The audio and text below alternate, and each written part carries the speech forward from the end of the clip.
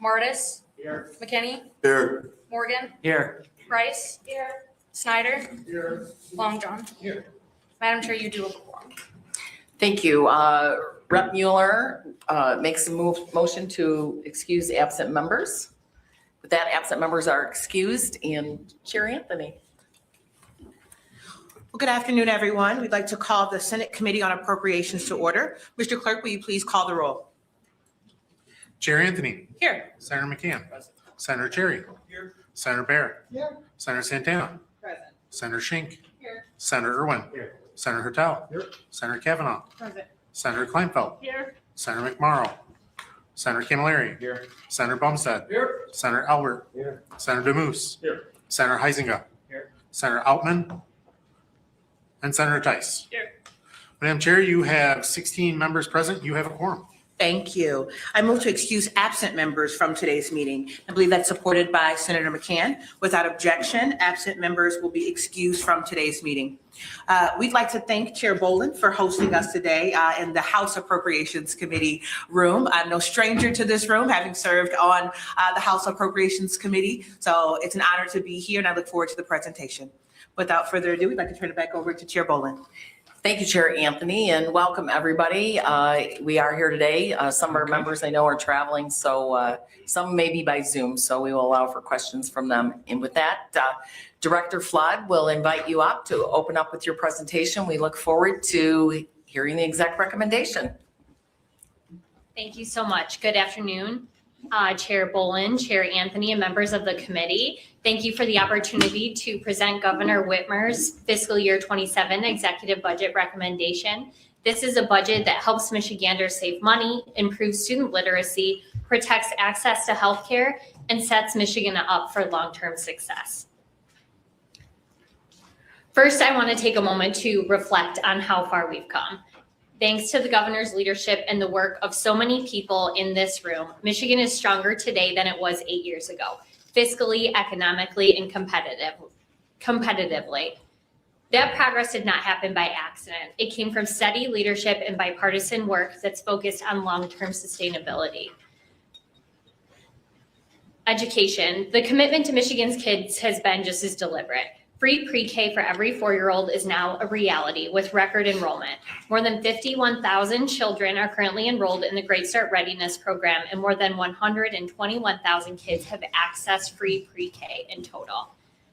Per pupil funding has increased from $7,800 to more than $10,000 per pupil, a more than 30% increase, strengthening classrooms and expanding student supports. Free breakfast and lunch are now offered for every public school student. And we all know that when students are fed, they're ready to learn.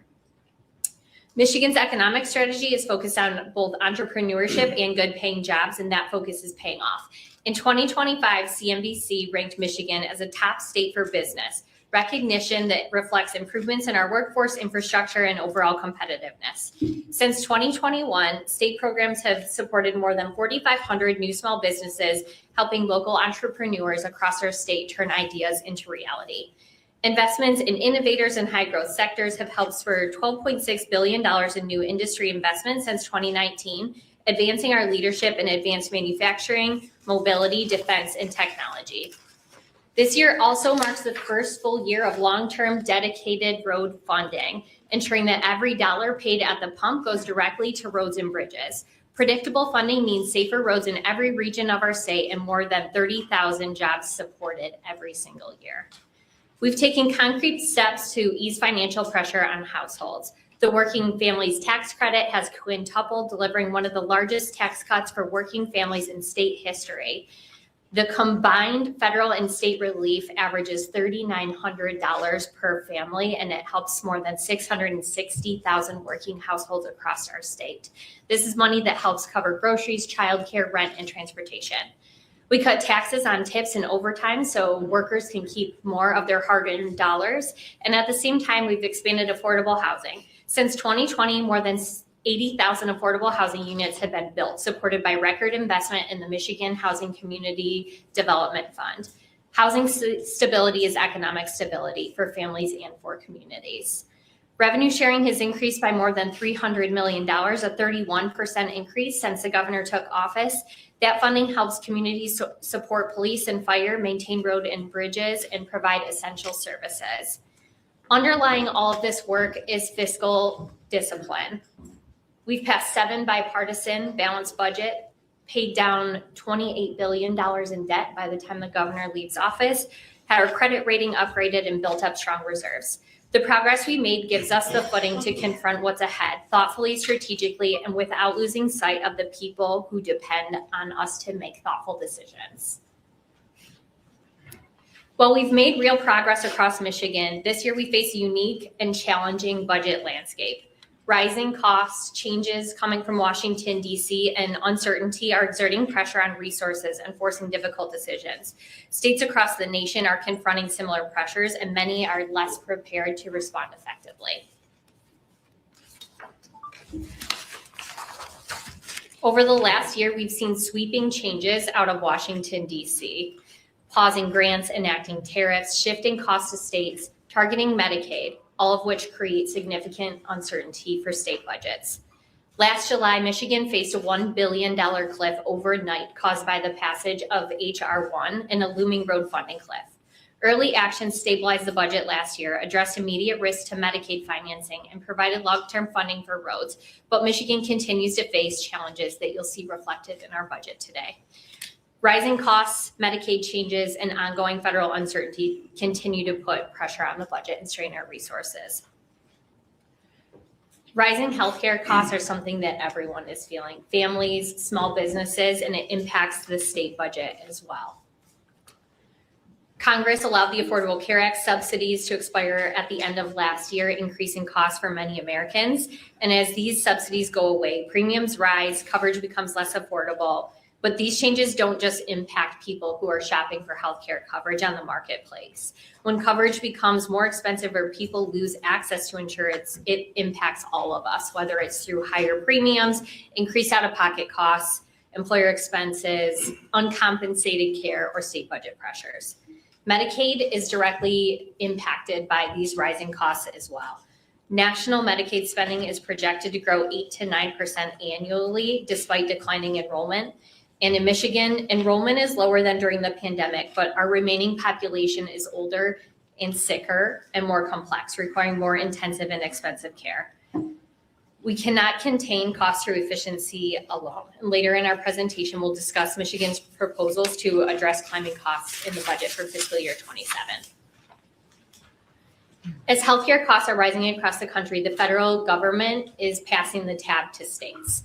Last summer, Congress passed H.R. 1, a sweeping bill that reshaped the federal-state partnership and created immediate and long-term challenges for states across the country. It includes broad changes to components of Medicaid and SNAP that have historically been federally funded and administered by the federal government. These changes pass the buck to states, and the average Michigander is paying the same amount in taxes that we send to Washington, D.C., and we're getting less back for it. When H.R. 1 first passed, we were projecting a $10 billion hit to the state budget by 2032. We all worked together last fall to take some major steps to mitigate the impacts. And based on the budget roads package that we passed last year, that $10 billion was shrunk down to $4 billion, which is a big step forward, but $4 billion is still significant for the state budget.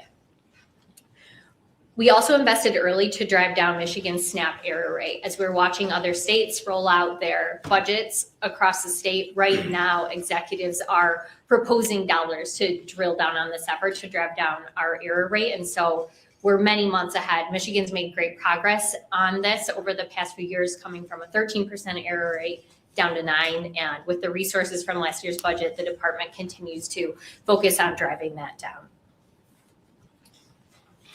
Even with these steps, $4 billion in costs remain. DHHS is also estimating that 200,000 Michiganders could lose coverage. By failing to extend the marketplace subsidies, reducing enrollment, we're projecting about 6% reduction in coverage. Further, the Health and Hospital Association projects that H.R. 1 will cost hospitals an estimated $6.5 billion through fiscal year 32. Across the nation, states are facing slowing revenue growth, the expiration of temporary federal support, and rising costs in healthcare, corrections, and education. You can see here a sampling of what other states are proposing to address these challenges. Kentucky, Washington, and Alaska are proposing large rainy day fund withdrawals, more than $1 billion because of federal changes and other economic challenges. At the same time, Washington and Delaware are increasing business taxes, and Alaska is proposing a new 4% sales tax. South Dakota and Idaho are both proposing to keep funding for education flat with no increases for inflation. And lawmakers in Idaho are considering cuts to education funding. So you can see this is a wide array of states led by Democrats and Republicans, and these are national headwinds that we're all facing.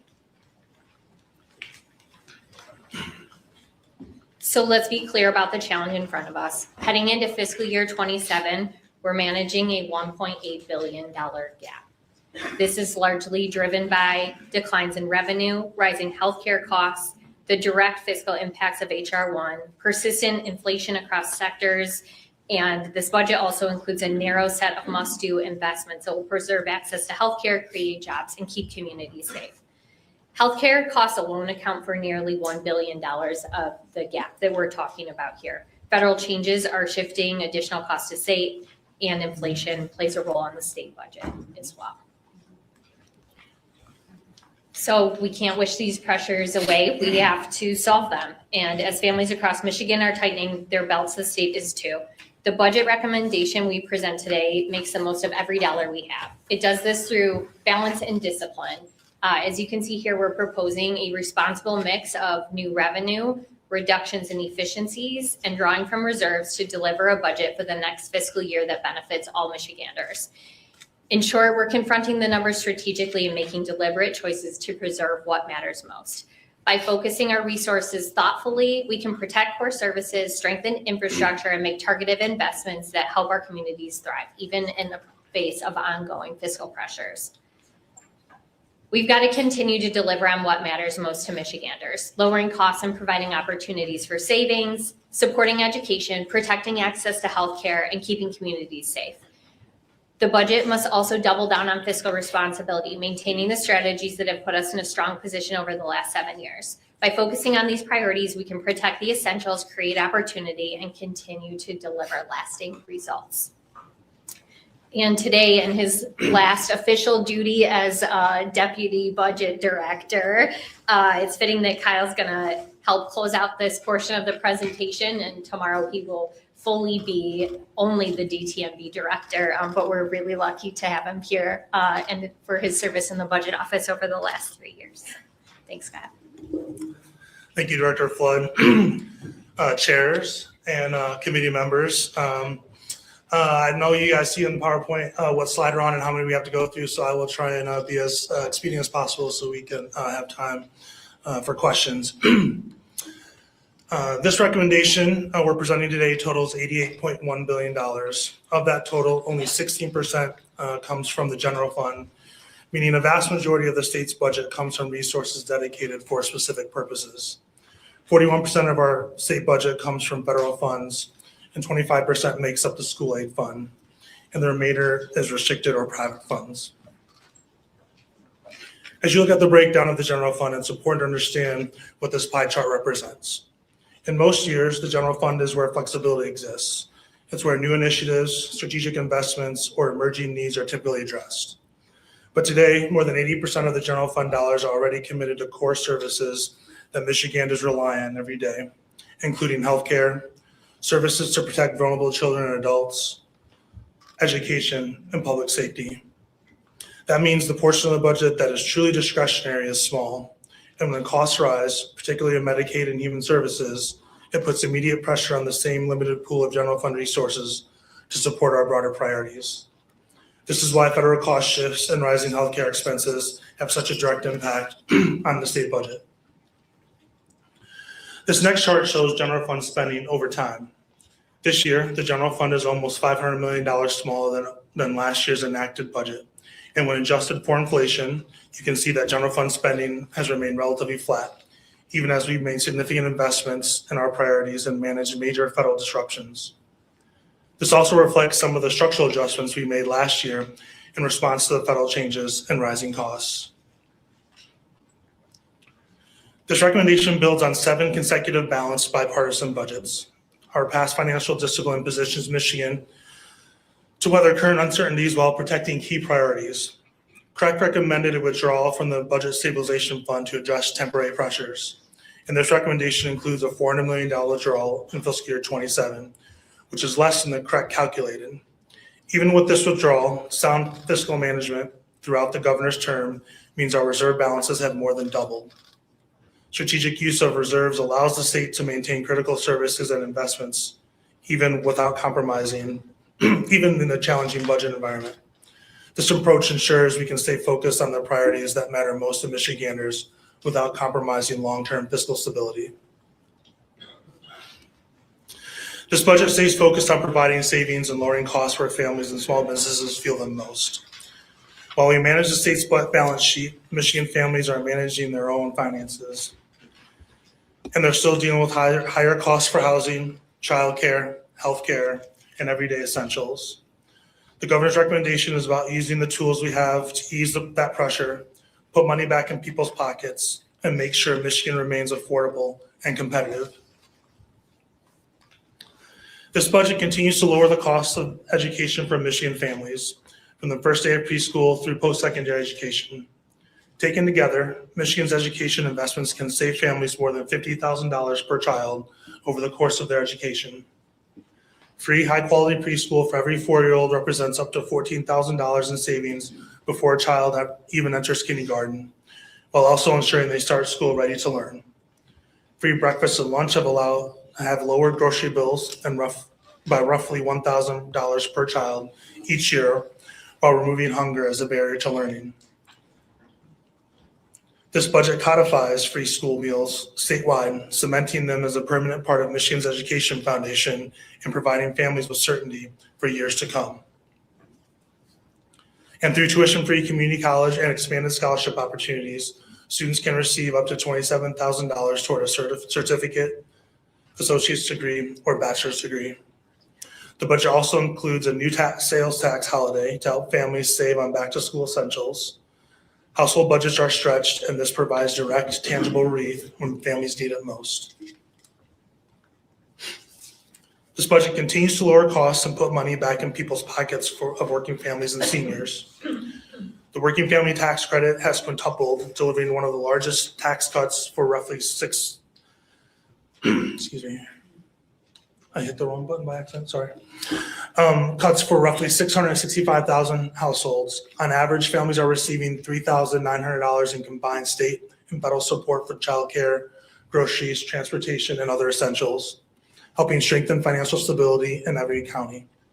Deductions on overtime and tips continue, helping nearly 500,000 Michiganders save on average of $500 a year on overtime, and about 300,000 workers save roughly $400 a year on tips.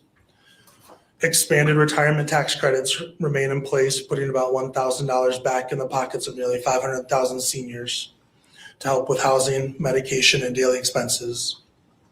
Deductions on Social Security benefits also continue, saving up to 40,000 Michiganders roughly $500 a year. Together, these measures make everyday expenses more manageable and give families more breathing room. Housing costs continue to rise, and inflation has placed real strain on household budgets, especially for seniors living on fixed incomes. Property taxes represent one of the largest and most predictable ongoing expenses for seniors. When those costs increase, it can put long-term housing stability at risk.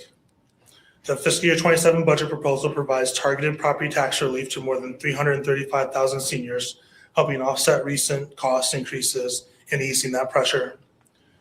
On average, eligible households would see about $345,000 per year in savings, meaningful support that helps cover essentials like utilities, groceries, and medication.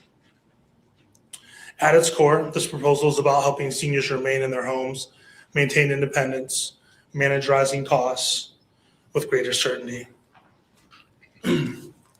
This budget focuses on giving every child the opportunity to succeed from early childhood through their degree and prepared for a well-paying career. Strong literacy skills are one of the clearest predictors of long-term success in school in the workforce and in life. That's why this budget keeps a clear focus on helping students read proficiently by the end of third grade and stay on track from there. Per pupil funding increases by 2.5%, bringing the foundation allowance to $10,300 in fiscal year 27, which represents a 31% increase since 2019.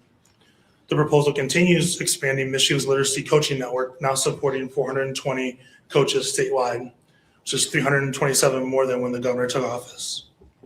These coaches work directly with educators, strengthening classroom instruction and helping identify and address learning gaps early. Districts are also supported and adopted high-quality, research-based literacy curriculum aligned with the science of reading, so classroom materials reflect proven strategies. And educators continue to receive advanced training in the science of reading through letters, deepening and improving consistency in how reading is taught across the state. The foundation for long-term success begins before kindergarten. That's why early childhood education remains foundational in this budget. The proposal includes $176 million in total support for early childhood programs, including pre-K for all, increasing the per-child allocation and expanding available slots so more families can access high-quality early learning close to home. It also includes startup grants to open 1,000 additional classrooms, building out the infrastructure needed to reach universal access. Transportation funding helps ensure that geography is not a barrier to participation. Beyond the classroom, the budget recognizes that supporting young children means supporting their families. Regional family support investments connect parents to resources, guidance, and early intervention services during critical developmental years.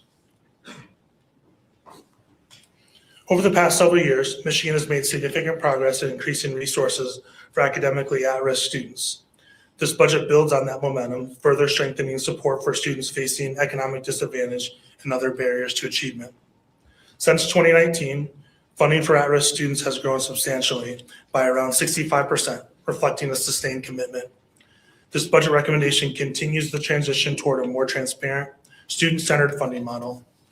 Moving to a weighted per pupil approach allows funding to better follow student need while simplifying the system by incorporating key categoricals into the foundation allowance. We are also expanding support for students with disabilities to ensure districts have the resources necessary to provide individualized services. These investments recognize both the rising costs schools face and the importance of delivering high-quality instruction and support. As you know, learning doesn't stop when the school day ends, and the state has seen more requests than ever for support for before and after school programs. This budget expands access to even more students so that even more students can participate, giving them safe, structured opportunities to explore interests, get extra academic help, and stay connected to positive adult mentors. For many families, these programs are both enrichment and essential support. At the same time, student well-being remains a top priority. Schools are responding to increasingly complex behavioral health needs, and this proposal ensures districts have the resources to meet them. In fiscal year 19, statewide mental health funding in the school aid budget was just over $35 million. Under this proposal, total funding would reach roughly $440 million in fiscal year 27, a more than 12-fold increase. This budget builds on that progress, ensuring districts can continue providing the services that help students feel safe, supported, and ready to succeed. Post-secondary education is a pathway to opportunity, and this budget keeps Michigan's universities and community colleges equipped to deliver high-quality programs to students across the state. Scholarships and financial aid continue to make higher education more affordable. More than 106,300 students have been awarded the Michigan Achievement Scholarship since its inception in 2024, and 128,000 students are expected to benefit each year once the program is fully implemented. More than 66,500 students have enrolled in community college with Michigan Reconnect since it was created in 2021. And this year, we're proud to expand its reach by lowering the age threshold from 25 to 21, opening doors for more Michiganders to complete their credentials or degrees and advance in the workforce. At the same time, strategic investments in campus infrastructure, technology, and safety create stronger learning environments. We've already discussed some of the federal pressures on the budget, and in fiscal year 27, we make investments that support Medicaid and access to health care across the state. Medicaid provides healthcare coverage to 2.5 million Michiganders, including more than 1 million children, hundreds of thousands of people with disabilities, seniors, and low-income Michiganders. Medicaid funding flows directly into our communities. It supports hospitals, physician practices, behavioral health providers, pharmacies, nursing homes, and home and community-based services in every region of our state. If we fail to fully fund Medicaid in fiscal year 27, the consequences would be real. Providers would face deeper financial strain, access to care could narrow, wait times could increase, and rural hospitals and long-term care facilities who are already operating on thin margins would be at greater risk of closing. When coverage erodes or reimbursement falls short, healthcare costs shift elsewhere, to higher premiums for small businesses and families, to local providers absorbing uncompensated care, and ultimately to taxpayers. People still need care. If they lose preventative or routine coverage, they often delay treatment and end up in the emergency rooms, where care is more expensive and less efficient. The FY27 budget recommendation makes responsible investments in Medicaid to provide stability for Michigan's healthcare system and protect Michigan families, small businesses, and communities from higher downstream costs.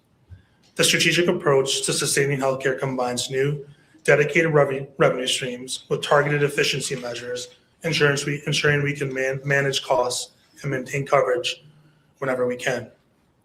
The budget updates tobacco and nicotine taxes to apply to vapes and electronic cigarettes, aligns online gaming and revenue with other states, and introduces a tax on digital advertising. New revenue will be dedicated to the Medicaid Benefits Trust Fund to preserve benefits and maintain coverage for eligible residents. Paired with efficiency measures, this approach allows Michigan to maintain reliable coverage, manage rising healthcare costs, and strengthen programs that improve healthcare outcomes for all residents, not just those on Medicaid. We're expanding access to coordinated, culturally responsive care through community health workers, helping residents to get the support they need close to home. Investments in public health also target programs funded by the new tax on vaping and non-tobacco nicotine products. These dollars also support smoking and cancer prevention, youth mental and physical health, and improve access to care. Finally, we're strengthening behavioral health capacity, including funding for the new state psychiatric hospital, ensuring more Michiganders have timely access to the care they need. Direct care work is some of the most physically demanding, emotionally intensive work in healthcare. This budget ensures that direct care work remains competitive and workers receive increased wages that keep pace with the state's minimum wage. By sustaining this enhancement and supporting paid sick leave, we are helping stabilize a workforce of more than 160,000 Michiganders. That stability matters because when staffing is short, quality of care suffers. Families feel it and providers face mounting pressure. At the same time, we are deploying funds to strengthen nursing home staffing, training, and quality improvement efforts. These one-time dollars allow us to target support where it's needed most and reinforce standards of care without placing additional strain on the general fund. Together, these investments recognize that quality long-term care depends on the people providing it. If we want safer facilities, better outcomes, and dignity for our fellow residents, we must ensure the workforce is strong, supported, and fairly compensated. As Director Flood shared earlier, HR 1 will have a significant general fund costs for the state of Michigan in fiscal year 27. A major driver of that is SNAP administration, where the state cost share rises from 50% to 75% starting October 1. The budget reflects a coordinated cross-department effort to implement new Medicaid and SNAP requirements, including work requirements and more frequent eligibility redeterminations. These investments support DHHS staffing and administrative capacity, help drive down Michigan's SNAP error rate, providing workforce training and registered apprenticeship programs in LEO, and enhanced data sharing systems in DTMB. Ensuring accurate eligibility reviews and building sufficient program capacity is critical to minimizing coverage losses and protecting access to care for Michigan families, seniors, and vulnerable populations. From high-tech innovation to small businesses across every community, Michigan is dedicated to helping businesses grow, connecting workers with the skills they need, and supporting industries that will drive the state's long-term prosperity. Fiscal year 27 marks the first full year of our long-term sustainable road funding plan, fulfilling the state's commitment to improving transportation for all Michiganders. $2 billion in ongoing funding will support better roads across the state once the plan is fully phased in, with a focus on local streets that people rely on every day. The plan also strengthens bridges, reduces congestion at rail crossings, and supports public transit infrastructure and operations. Beyond improving travel, these investments support roughly 30,000 jobs annually, helping communities grow and thrive while keeping people moving safely. When new resources from the roads package are combined with existing support, over $5.8 billion of state funding for roads, bridges, and transit is recommended in the governor's fiscal year 27 budget. This budget strengthens Michigan's economy and creates opportunities for families, businesses, and communities to thrive. It supports tourism and small businesses by attracting major events and conventions and sustaining the Pure Michigan campaign to draw visitors from across the country. It also invests in key infrastructure, including ports, positioning the state to attract federal and private investment and supporting long-term economic growth. The budget continues to incentivize investment and job creation, revitalize blighted properties, and leverage private capital.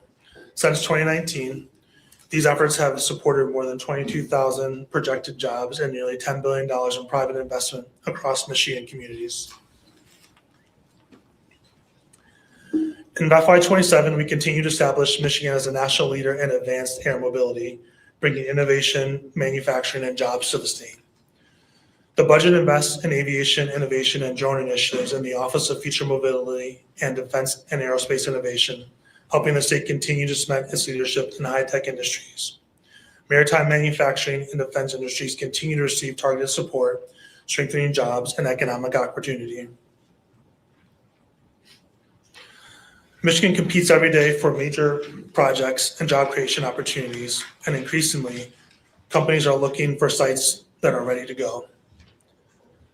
This investment into public infrastructure builds a statewide inventory of development-ready location and helps prepare sites for future development or redevelopment, strengthening Michigan's ability to attract investment, create jobs, and move quickly when opportunity arises. Michigan continues to invest in arts and culture, helping communities host exhibitions, performances, and creative programs that enrich neighborhoods and make them more vibrant. Since 2019, almost 1,600 organizations have benefited from these efforts. Housing costs continue to strain families and local economies across Michigan. This proposal sustains funding to expand housing opportunities and gives communities greater flexibility to meet their most urgent needs. Together, these investments help build places where families want to live, entrepreneurs want to invest, and residents can thrive, supporting both economic growth and quality of life across Michigan. Protecting Michigan communities remains a top priority, helping first responders, strengthening public safety, and ensuring our neighborhoods remain safe and resilient. This budget continues to provide the resources that local governments need to keep residents safe. Combined constitutional and statutory revenue sharing has increased more than $300 million, or 31% since 2019, ensuring communities have the support they need for first responders, public safety, and emergency response services. Public safety revenue sharing grants provide targeted funds to enhance policing, prevent violent crime, and improve safety in neighborhoods statewide. We are also investing in prevention and coordination, including $2.5 million to continue the work of the Gun Violence Prevention Task Force, focused on solutions to make communities safer.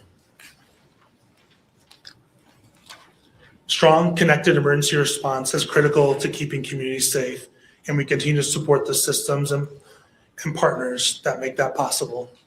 The statewide emergency communications system keeps more than 2,600 public safety agencies connected, ensuring that first responders can coordinate quickly when every second counts. Local infrastructure preparedness funding identifies vulnerable communities and helps reduce risks and costs, supporting proactive safety planning across the state. We're also maximizing additional federal resources by supporting local ambulance partner and firefighter training funds. Michigan's natural resources, our air, land, and water, are essential to safe and healthy communities. This budget continues to invest in protecting them. Since the governor took office, the budget has supported forest management programs, overseeing nearly 4 million acres of state forest lands, timber sales, and generating $26 billion in economic value for our state. Increased tipping fees will reduce the flow of out-of-state trash into Michigan, clean up contaminated sites, and support local waste management. Since 2019, $1.7 billion has helped replace over 170,000 lead service lines and upgrade local water systems, improving access to safe, clean water for 10.1 million Michiganders. And that work continues in FY27. This budget also ensures that constitutionally required share of fuel tax revenue supports boating infrastructure and off-road vehicle trail development and maintenance. Updating game fishing and boating fees ensures that state parks can be maintained and improved so more residents and visitors can enjoy Michigan's great outdoors. Since 2019, Michigan has funded initiatives that promote private forest stewardship, preserving over 448,000 acres and supporting long-term land productivity. And our investments in fiscal year 27 continue to invest in our qualified forest programs. This year, the budget preserves over 22,000 acres of forest land in the Keweenaw heartlands and takes steps to improve access to this public resource. Along the Detroit River, investments preserve and enhance public boating access, making this popular recreational area even more welcoming for communities and visitors alike. One of Michigan's long-term focuses have been making state government more efficient, effective, and responsive to its residents. Michigan has continued to make investments in cybersecurity, homeland security, and information technology that's strengthening the state's ability to protect critical systems and data while improving how residents access services and how state government operates day to day. This year's budget continues to invest stronger, more accountable state government. It continues the rollout of Michigan's statewide judicial case management system, which is modernizing how our courts operate. With 275 of 302 trial courts already using or transitioning to that system, we are close to a full statewide implementation. We're also creating an internal compliance and risk management team to improve oversight across all our programs, reduce audit risk, and strengthen service delivery. Fraud prevention remains a priority with resources dedicated to safeguarding payments and ensuring accuracy. And the budget supports the Election Equipment Reserve Fund, helping local election officials maintain equipment and prepare for safe, secure elections statewide. In closing, fiscal year 27's budget is about real people and real priorities, saving money for our families and seniors, investing in education and pre-K through career, protecting access to healthcare, strengthening our communities, improving roads, and building a strong, diverse economy. It's about keeping delivering for Michiganders, even when the federal government is walking away. This budget reflects careful planning, disciplined management, and a commitment to making the most of every dollar, even in a challenging fiscal environment. We look forward to continuing the work together over the next couple months and delivering a balanced, fiscally responsible budget to Michiganders on time. By staying focused and working together, we can deliver a budget that keeps our promises, protects services, and positions Michigan for a strong future. And with that, we will turn it back over to chairs and happy to answer any questions. Well, thank you very much, Director Flood, Deputy Director. Congratulations on your new position as well. We look forward to working with you in that new capacity. I'll start off with questions.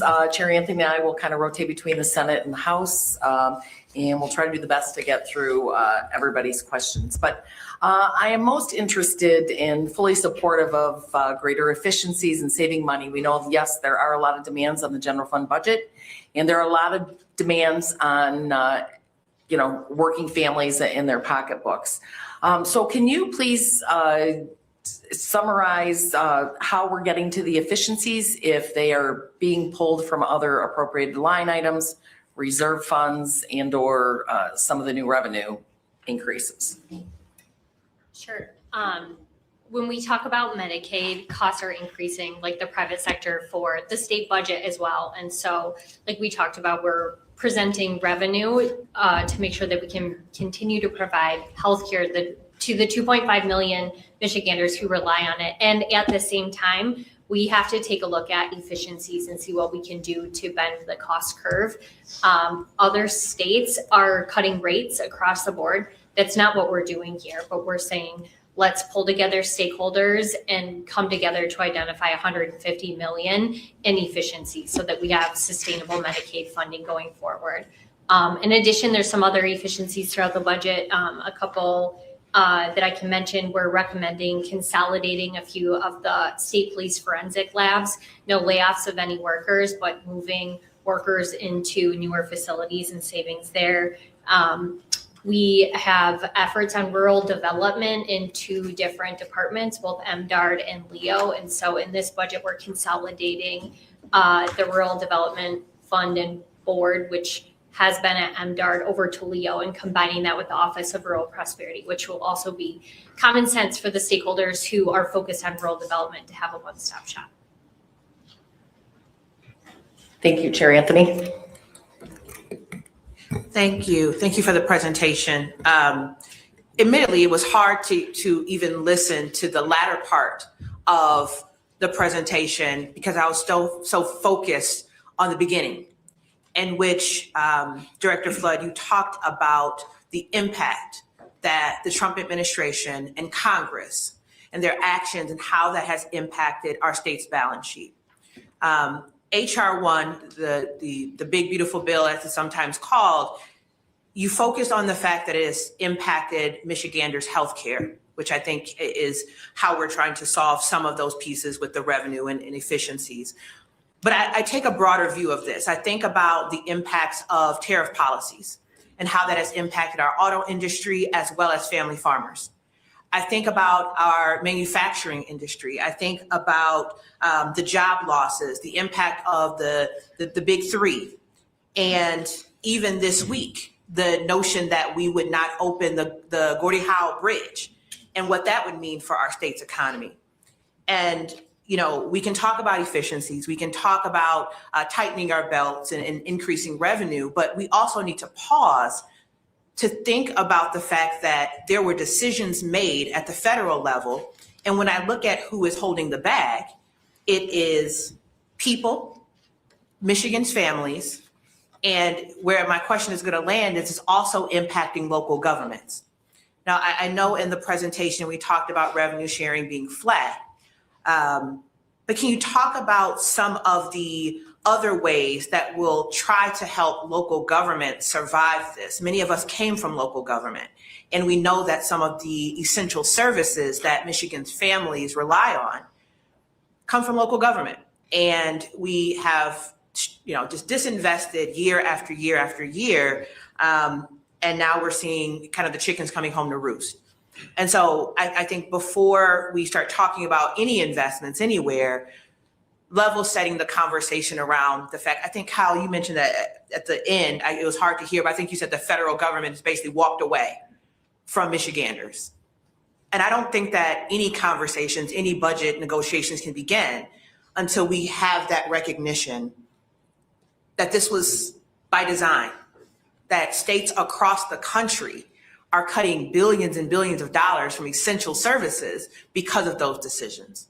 So can you just talk a little bit about how you talked about how we're safeguarding some portion of the resources that Michigan families rely on, but just talk a little bit about local governments. Sure. And we did focus a lot today, given that it's the state budget presentation, on impacts to state government. But as you mentioned, there are a lot of impacts beyond that. I saw a report from the Tax Foundation this week that tariffs are expected to hit the average American household at a $1,300 cost this year. So families are feeling these changes. Hospitals are anticipating $6.5 billion in impacts over the next few years. And hospitals in a lot of our communities are the #1 employer. And so when they suffer, we all suffer. So when we talk about these impacts, we're focused in the state budget. how can we lower costs? We can't control or fix a lot of this, but what are some targeted things we could do? In terms of revenue sharing, we're proud that the governor's first 7 budgets had included a 30% increase in revenue sharing. And we know that communities are struggling just like the rest of us. And that's why it was important as we looked at property tax relief, which I know is important to many people in this room. We looked to find a creative solution that the state was bringing to the table and didn't impact local government to rely on the property taxes, and are proud we were able to hold revenue sharing harmless in a moment when we're facing a $1.8 billion gap and had to make a lot of tough decisions. Representative Green. Thank you, Madam Chair, and thank you for your presentations today. You sort of feel like Groundhog Day all over, right? This is, I think, my 8th budget presentation, and I remember 2020 going into 2021, and then last year as well, I asked quasi the same question. In 2020, 2021, we had a huge influx of dollars from the federal government. In fact, if I remember correctly, inside of that ARPA bill, there was a whole bunch of subsidies set up for Medicaid that were set to expire in 2025, and lo and behold, they expired. And so then from there, last year I asked the question, it seems like we are addicted to federal dollars and to the strings that come with federal dollars. And how are we planning moving forward to get off those federal dollars strings? And now we are, lo and behold, at that point. But along with that, I guess another secondary question is, how much faith and trust do you put into projections? Because I believe University of Michigan came out in regards to tariffs and said that Michigan was going to lose 20,000 auto worker jobs. And then they just changed that projection and said that we're actually going to gain like 1,500. I believe it's 1,500 jobs? 4,000, I'm sorry. So we like to talk, we like to throw out all this stuff, we like to throw politicians under the bus. But when we start looking at numbers and we start looking at long-term projections and then the policies we make, spending $9 billion, and now the chickens came home to roost. So can you talk with us about the projections and talk with us also about what we're planning to do to get off the federal government's, get off the federal government's dole and make it so that we are responsible for ourselves? Sure. I'll start with the ARPA dollars. Michigan took a very strategic approach where we invested the ARPA dollars that we had discretion over in one-time spending only. We deployed the majority of those dollars during the governor's first term, which was an all-Republican led legislature, as you probably recall. And so we invested none of those dollars in anything related to Medicaid that would be unsustainable. Federal tax dollars are tax dollars that Michigan people and Michigan businesses write checks to and send to Washington, D.C. And so we are aggressively fighting every day to bring back as much home as we possibly can. You mentioned tariffs, economic uncertainty. It's been a roller coaster that we've been on. I'm thankful that we have the state's top economists and the University of Michigan come together twice per year to give us updated estimates and economic projections. And you're right, the message is mixed. We're still understanding what tariffs will mean. They're constantly changing. So at any given moment in time, there may be a different interpretation. I'm just referencing a report from the Tax Foundation, which I don't think many folks would describe as left-leaning, pointing out that tariffs last year cost the average household, real person, not our broader economy, $1,000 per household, and are projected to cost $1,300 this year. I can also add too, calendar year 26 is when a lot of those ARPA dollars run out. The state has to have that spent. A lot of those dollars were flow-through dollars to entities like schools and local communities for infrastructure projects. So places are going to start feeling the effects of those dollars running out at the end of this year. Services in schools are going to cease. A lot of that was for staffing and stuff. A lot of it was pandemic response stuff that no longer may be needed. But there's a lot of infrastructure dollars that were going to schools for, or going to local communities for infrastructure projects that, because of supply chain things or other other barriers aren't getting done and won't get done, and that money's going to go back to DC, and we're not going to realize the benefits of those dollars are invested here in Michigan. Rep. Green, did you have a follow-up? I feel like we're boo-hoo-hooing when we knew this was coming. We're saying all this is going away, but we knew it when it was given to us. And I feel like we weren't prudent. And I've been here for 8 years, in this spot for 8 years. I feel like we weren't prudent. And now we're going, oh, crud. Now what are we going to do when we knew it was coming down the pike?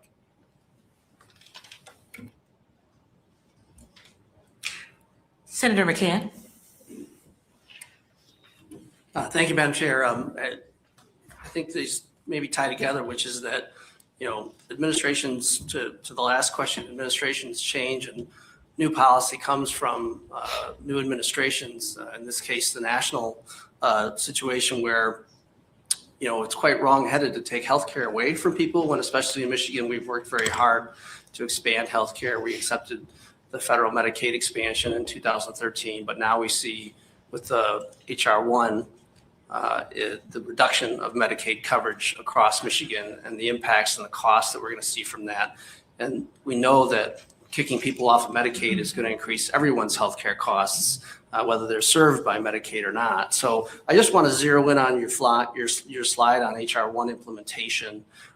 Here's approximately $95 million that has to come now in the budget to basically address some of the costs that are lumped on from the pass down and the additional costs being put on us from this policy at the national level. As you point out, it's now administrative cost share going from 50 to 75%. That's essentially in some ways an unfunded mandate. It's a cost that wasn't expected and wasn't anticipated, but here we have to carry the load. And I wonder if you could just talk a little bit more about what we're doing to deal with that, what some of these funds have to be spent on, and what kind of unexpected or unknowns are still out there. Like, for example, work requirements that come with this Medicaid reduction of coverage. How does your department or how does this budget deal with those kinds of additional unexpected situations? Yeah, we are projecting 200,000 Michiganders could lose access to Medicaid due to the new federal requirements. And that's why we're dialed in and focused on doing what we can to make sure people maintain access to healthcare.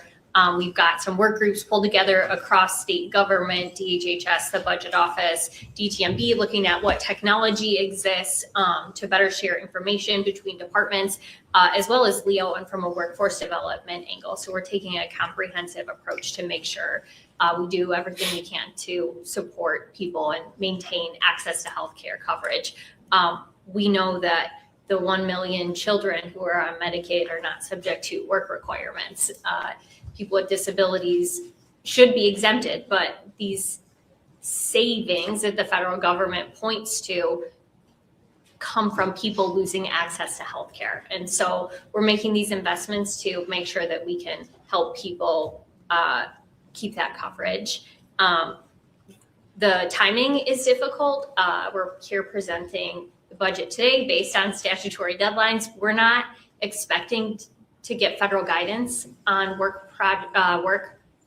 requirements until June 1st. And so states are sort of left hanging to try to figure it out and do the best they can and put the pieces together on a short timeline. But we'll remain nimble and in touch with Washington, D.C. Thank you for that. Along those lines, Director Flood, you did take us back to the COVID budget years, and we worked together across the aisle, and I think we were very prudent in our decisions to make sure that we were using COVID money for one-time spending. That resulted in a $9 billion fund balance in the general fund, which we now no longer have in reserves, and it could have helped in times like this for our roads plan. But I think that while the cost of care is going up, we need to make sure that, yes, absolutely supporting the most vulnerable. I have some concerns about the advance tax credit having gone away, But you mentioned about efficiencies in the Medicaid program. So what are we going to do to make sure that, one, that we don't have people that are not eligible, so we don't set ourselves in a situation where we are actually being penalized and have to pay the federal government back? But also, hand in hand with that, what are we doing to create the efficiencies you mentioned? Sure. On reserves, we were looking back at the budget stabilization fund balance, and in 2002, the balance was 2.2 million. Today, we've got 2.2 billion in the BSF. We've got a school rainy day fund of 500 million, and we have other reserves in the school aid fund of 832 million. So I'm proud that we've been preparing for challenging budget times and extreme pressures. This budget continues paying down debt ahead of schedule. When the governor leaves office, we'll have paid down $28 billion in debt. So I think we've been very fiscally responsible. This budget continues that. As it relates to Medicaid, states across the country are slashing rates for providers. That's not an approach that we're taking with this budget.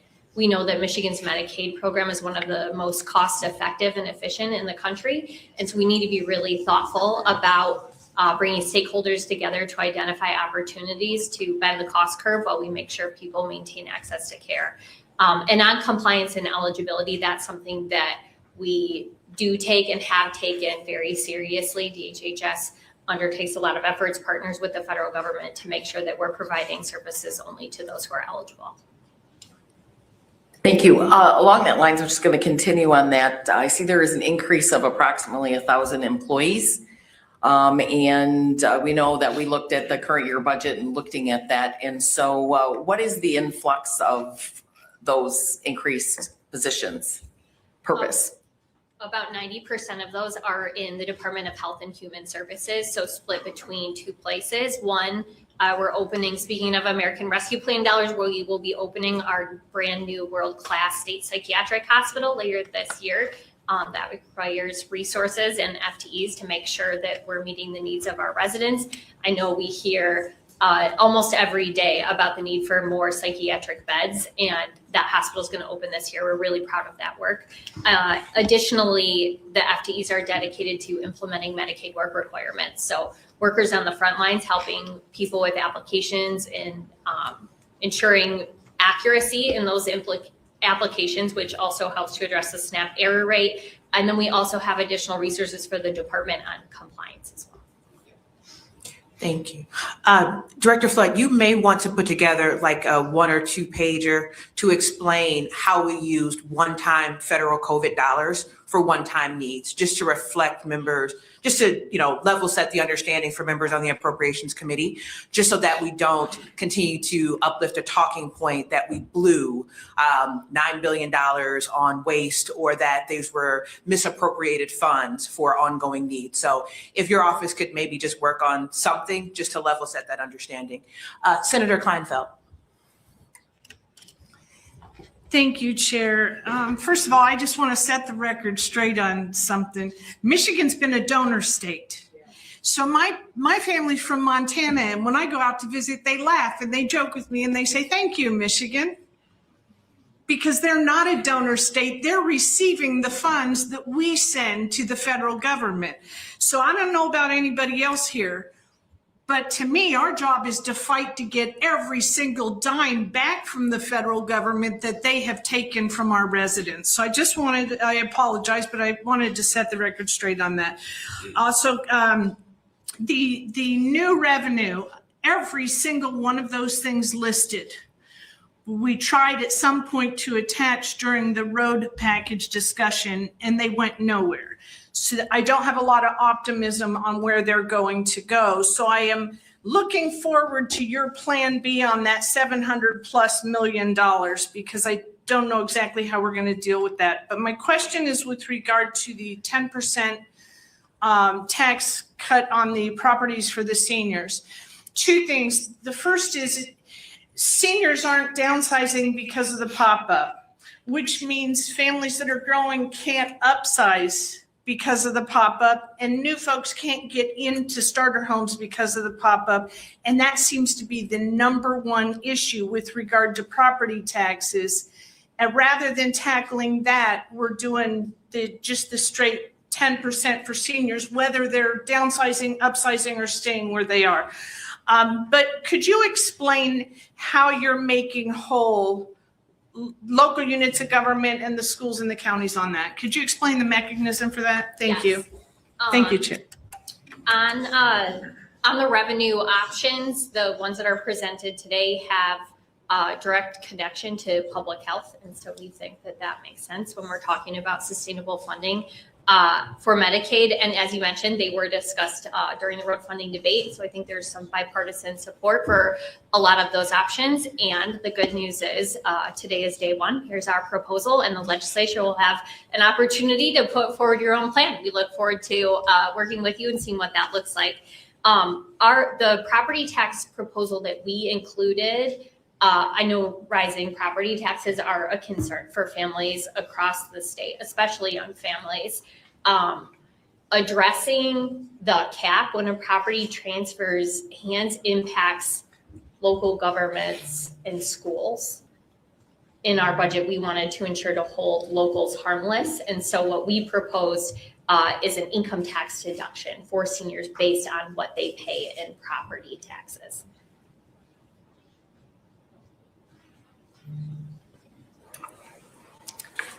Rep. DeSanna. Thank you, Chair Bolin. Thank you, Director Flood, for coming today. I just had a question on the taxpayer-funded pre-K. Michigan has had birth rates right around 100,000 per year, and I see you referenced a 121,000, 122,000 roughly of 4-year-olds. Where does that number come from? We have this year 51,000 students enrolled in the Great Start Readiness Program. This is our, we've been expanding eligibility over time. So the 121,000 students is cumulative since the governor took office. Oh, the total. Okay, thank you.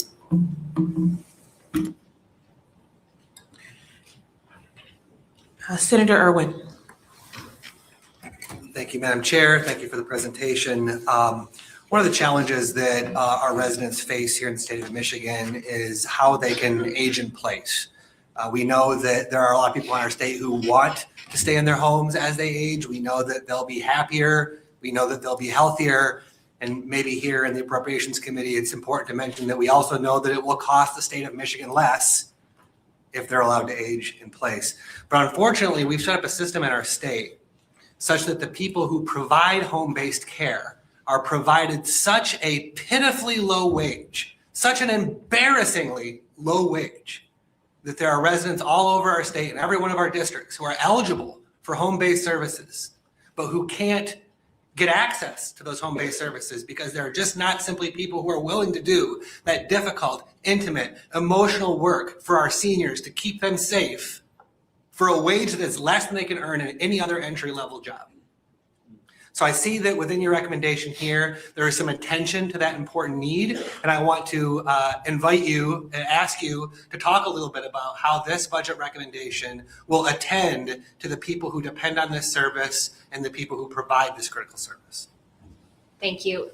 Direct care workers have some of the hardest jobs in our state. And as a member of the sandwich generation who helped family navigate complex health issues last year with a 2 and a 4-year-old, I can speak firsthand to the challenges that people across our state are facing in the work that those direct care workers do. And so I'm proud that we came together in a bipartisan way during the pandemic to provide a boost to wages for direct care workers across the state.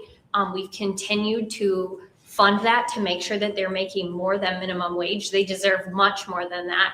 But in this year's budget, we are including a $3.40 uplift on top of the minimum wage, which will get the direct care workers to just over $18 an hour. It was important for us to do that even in this difficult budget year because the services they provide are so critical. kind of changing the trajectory a little bit. I have a question about the letters and, we've made some investments this year and more investments are being planned in the recommendation. But could you give us an idea when you think the training will be completed and also if there are any opportunities for math and science performance support? Sure. We have made record investments in literacy over the governor's time in office. It's been a priority since day one, and I think we've made some great progress together in building bipartisan support, especially over the last year and a half, for the science of reading and evidence-based approaches. Letters training is a really important tool when it comes to literacy and making sure educators have the resources that they need to help kids learn. So in this budget, we have a letters investment that we're proposing. We look forward to partnering with districts to roll that out and implement it. I'll just add too, I think, that this investment continues to add, to build on what we've been doing. I think, obviously in the teacher profession, like there is a turnover rate. So I don't think we'll ever be done, right? Because we're going to have new educators entering the workforce every year. But we are making strides, and as a percentage, the number of educators that are trained is increased. And I think on the numeracy front, this budget also includes $12 million to support mathematics education on two different fronts. There's $3 million for professional development, specifically on numeracy, and then another $9 million that supports essentially literacy coaches, but numeracy coaches at ISDs to work specifically with districts in the same kind of fashion as literacy coaches, but for numeracy. Senator DeMoose. Thank you, Madam Chair. Director Flood, our jobs are kind of unique here. We're sort of paid to think in the big picture of things and locally. And, on the big picture, I will tell you that I have a hard time reconciling in my head any tax increases when we're talking about spending $88.1 billion. And I wrestled with it, whether they were tax increases last year for the roads plan or whether it's these things in the face of watching our families struggle with everything being affordable. But the other part of our job is to be real specific and local here. And one big, so I'm going to drill down there. One big deal to us in Northern Michigan has always been school transportation. And sometimes it's hard for people around the state to understand, but we have kids who ride the bus for an hour each way routinely. And I wanted to know whether you took into that we've done things and then taken them away and done them, tried different things throughout the year. Does this budget reflect any of these extra costs, which can be huge? Yes, this budget includes $125 million for rural transportation because we know some of our rural districts face extraordinary transportation costs, and we want to make sure that we're helping to support them. Representative Farhat. Thank you, Chair, Director. Good to see you all. I want to ask a question that's informed by a story of mine. I have a constituent. His name is Mike. Mike is 30 years old. He's lived in Michigan his entire life. He works a 9 to 5 at his locally owned family fashion store in West Warren, Detroit. And he wants to get married. He wants to buy a house. But every month, at the end of the month, he gets a fat bill, about $1,000 a month for his mom's healthcare costs. And so he started Ubering now to make up for extra income to help defray those costs and continue to live a dignified life. That's very concerning for me that right now with rising healthcare costs, young people are being squeezed out of other opportunities and older folks are being denied care if they can't afford it. What in this budget would you say is a silver lining for them? I mean, what would you say we're doing here to put pressure to try and bring down these costs, given the fact that the feds have just washed their hands clean and people like Mike who relied on the federal government to help out are now being told to pull themselves up by the bootstraps even more than they already are? Yeah, rising healthcare costs are a challenge for everyone. I know that we hear SBM talking frequently about it. My parents are small business owners and they've talked about the premium increases that they're seeing. And just like it's a problem for families, it impacts our state budget too. So the healthcare space is incredibly complex. There are different ideas about solutions out there. I think we're willing to work with anyone who wants to get serious about things that we can do here in the state.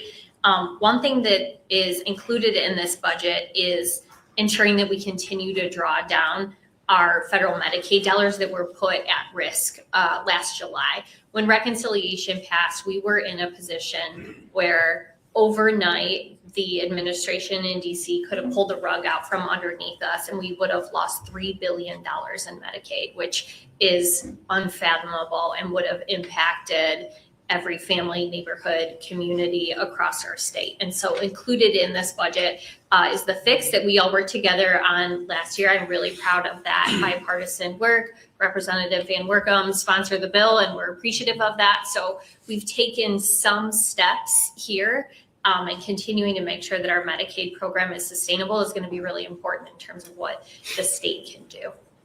Thank you. Representative Snyder. Thank you, Madam Chair, and Director Flood and Kyle. I can almost see you around this pole here. First, I'd like to echo the sentiments of Chair Anthony and what we're experiencing from the federal pinch on our state budget. But two questions. First one being in regards to the property tax rebate for seniors. The presentation referenced eligible seniors in one of the articles I read yesterday. Eligible seniors, is there a income threshold that they have to meet, or is it a certain amount of property tax? Is there any more details on that? I want to confirm details. There is an income cap, and I believe the tax credit is based on a cap at $71,000 in income. Okay. I really look forward to working together on that in some way, and especially our seniors who are experiencing these rising healthcare costs. I do think that there's some merits to that. But being from the deepest water port on the Michigan side of Lake Michigan and having an over 150-year maritime history in my community, we've heard a lot of pushes before for more shipping investments in the maritime industry. And I know this budget includes two different $5 million, one ongoing, creating a new office to coordinate some of this port activity, and then a $5 million one-time for maritime manufacturing. Can you speak a little bit more to that? Where will that office be set up? I know that MDOT has some role in seeing some port operational funding currently. Is that going to be taken over by that? Is that going to be within MDOT, or can you just speak more to that? I can speak to the manufacturing portion, which is we think is really cool. So this was a partnership that we've had with the federal government on kind of building capacity in our state for folks that are and young people who are interested in that type of manufacturing. And there's a real need nationally for folks that are into shipbuilding. And so the feds funded that for a certain number of years. That money's now going away. We see value not only in helping support those young people, but there is an industry there and working with community college to help continue to support that sector. It's part of our growing defense base here in our state economically. And so we think it's a good way to invest dollars. I think on the office front, I think it's a combination of Leo and MDOT, but we can definitely follow up and get you more information. Great. I look forward to that. I know in Muskegon, we've made some significant investments over the last year at the city level in drawing more port operations to our, we have the deepest water port. So the city themselves have made some significant investment. I look forward to finding ways to make that work. Thank you, Madam Chair. Senator Albert. Thank you, Madam Chair. Thank you, Director Flood. I guess, Madam Chair, I'll start with, just to clarify, I partially agree with the statement you made about the balance fund dollars and the COVID dollars. They are unrelated. I do agree with that.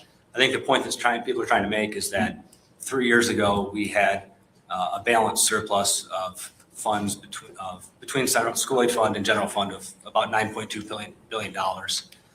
Governor Whitmer and the Democrat legislature, after a short period of time, 93% of those funds were no longer there, available to spend. So that's the point people are trying to make. It would be really nice if we had those funds right now. I think everybody would agree with that.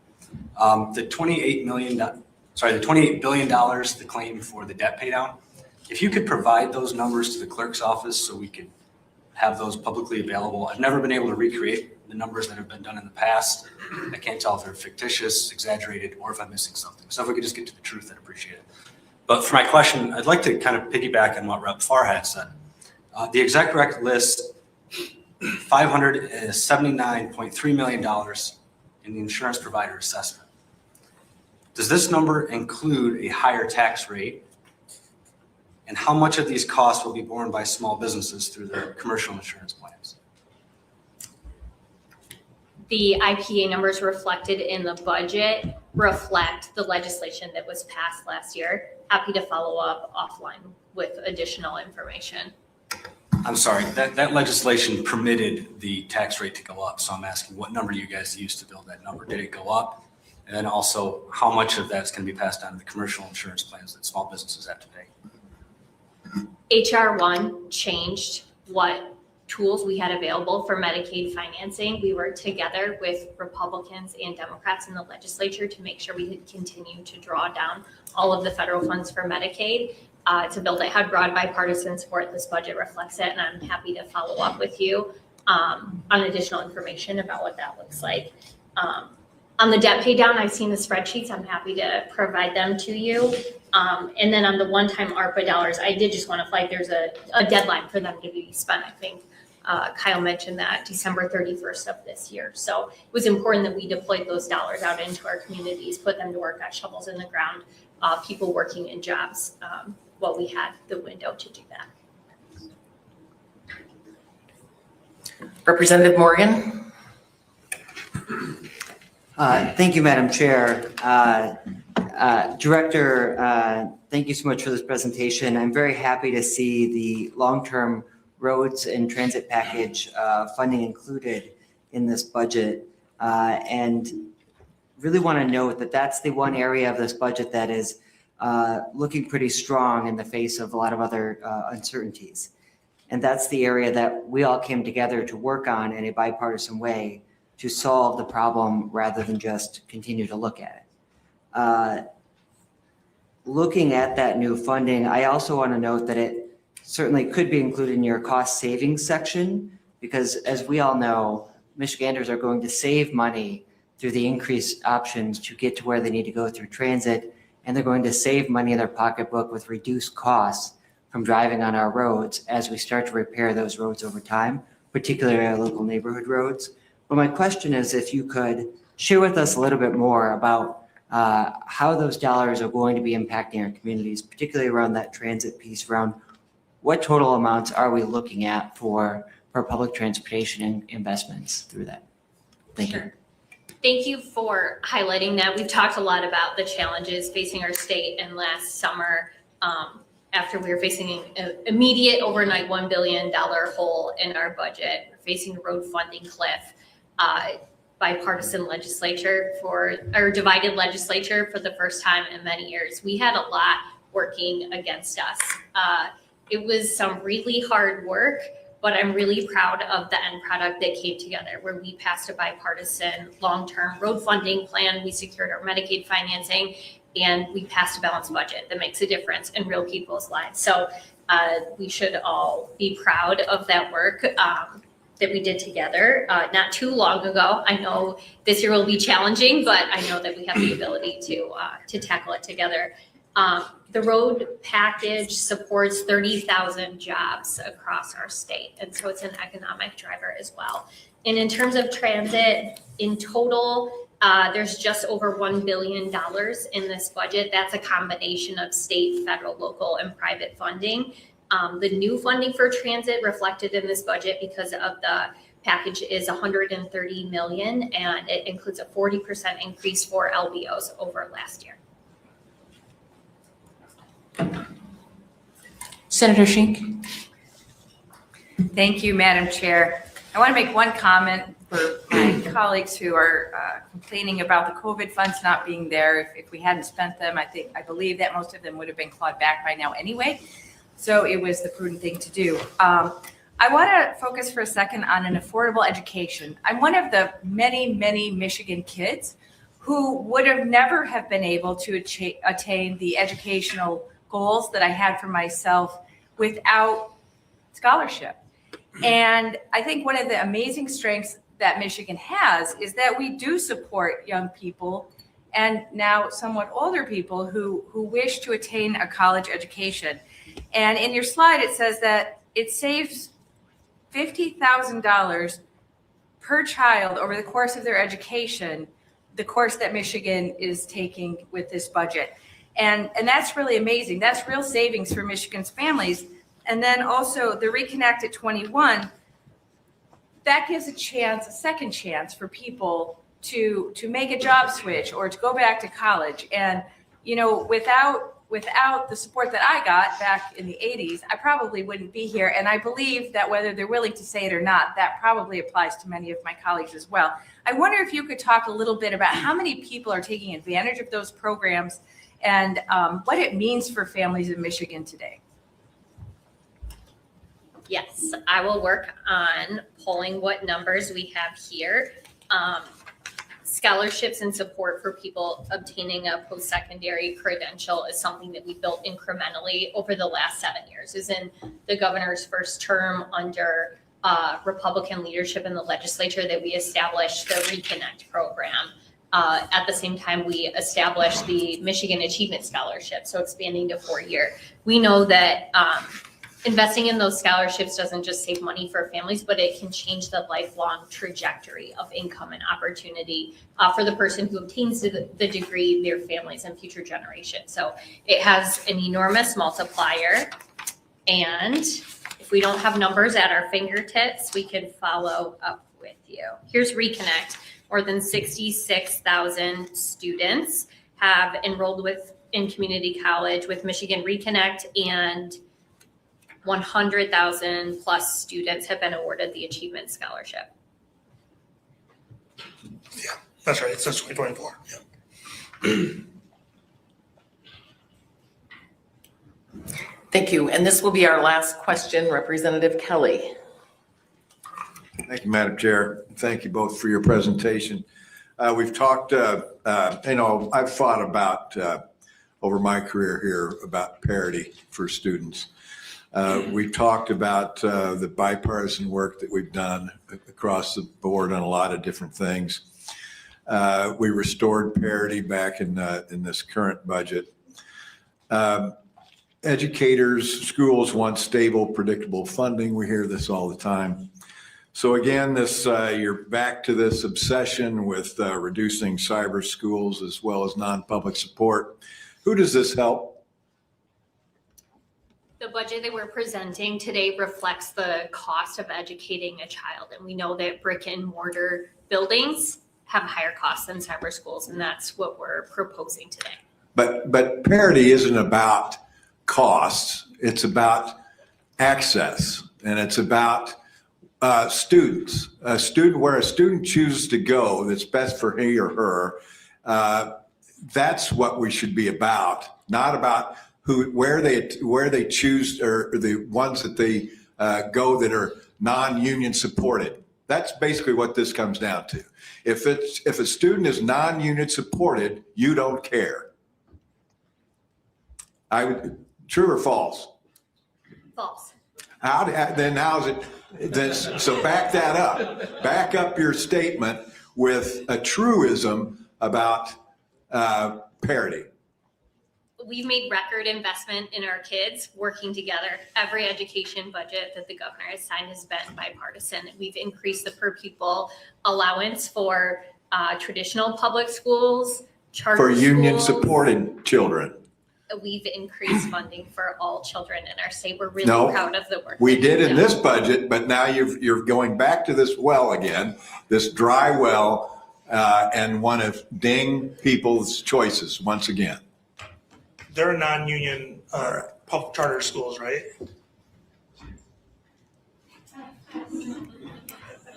And those charter schools that have non-union folks, which is their choice, they've received benefits from our public education budget.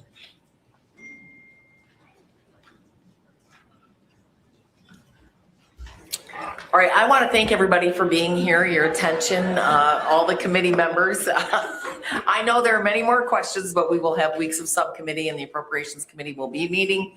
I just want to personally thank you, Director Flood and Deputy Director Kyle, very much for your presentation today. And I would just say, I too am very proud of the joint work we did working on this year's budget, where we did cut waste, we implemented the Working Families Tax Credit, we put almost $2 billion to roads, we addressed high costs of healthcare, and yes, indeed, there is more to do. We got a very good jobs report today. We had Clark come out and talk about the impact of tariffs. But I look forward to working with you to make life more affordable, taking care of our own, addressing the healthcare divide between rural and urban areas, and certainly in education and reducing the red tape. So with that, again, thank you very much. And with that, the House Appropriations Committee is adjourned. And I'd like to thank everyone. Hold on now, wait a minute. I too would like to thank Director Flood, Deputy Director Garant, Chair Boland for holding this meeting. Even the conversations that we were having here just reminded me that we have 140 days. We have 140 days to pass a bipartisan budget, to get it to the governor's desk within the allotted time that the law requires. And while we did pass a bipartisan budget last year that included a sustainable roads plan, I think we would be kidding ourselves if we thought that last year was a successful process. We did not meet our statutory deadline. We left local governments, we left school districts, we left nonprofits and the business community with uncertainty, with chaos, with unprofessionalism, sometimes with name calling, that was below the institution, that was beneath us as professionals and as lawmakers. So my charge today, and it will start with myself, is that I am recommitting myself. I'm going to ask the senators that are here to also rededicate yourselves to being professional, to being prepared for negotiations, to making sure that if we have to have sometimes difficult conversations, that we first work with each other, regardless of political party, to get things done for the people of Michigan. Because I don't want another embarrassing budget negotiation. I want folks to look at the lawmakers that they elected to serve and say, we're proud of what came out of the Capitol. Because that's what our people expect of us. And that's what they deserve. And what we saw from this presentation is that this is going to be a very challenging year. We can place blame wherever we want to place it, but the reality is the numbers don't lie. And so this is going to take a lot of courage from all of us. So I'm excited about this process. I look forward to working with everyone.